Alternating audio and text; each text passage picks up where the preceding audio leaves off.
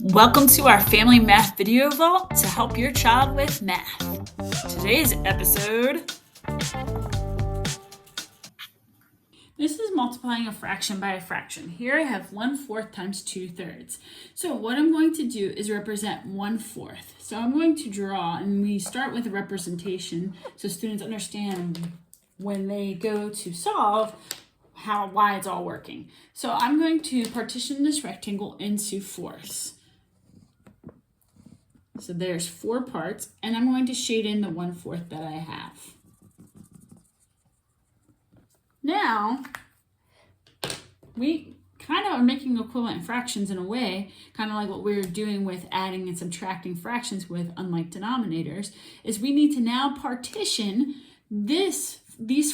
all these fourths into thirds. So going the opposite way horizontally, right to left, I'm going to partition this into thirds. So that's 1/3, that row, 2/3, the second row, and 3/3. And I'm going to shade in, and I'm going to actually use green, so you'll be able to see it, 2/3. So out of these 3 rows, I have 2 of them.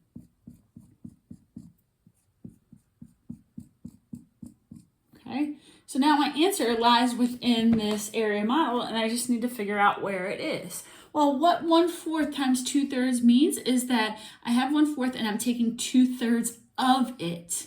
So where's my 1/4 in my model? That's right here. And if I'm taking 2/3 of it, the 2/3 of that is right here where the colors overlap. So where I have both blue and green. So if I think of how many parts that I just circled that have blue and green, there's 2. That's my numerator. My denominator is going to be now how many parts does the whole thing partition into, whether it's colored blue, green, both, or none. So I count all of my squares. 1, 2, 3, 4, 5, 6, 7, 8, 9, 10, 11, 12.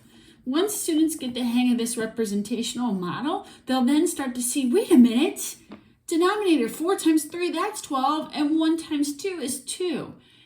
Then they understand that to multiply a fraction by a fraction, we just multiply our denominators and multiply our numerators to get our product.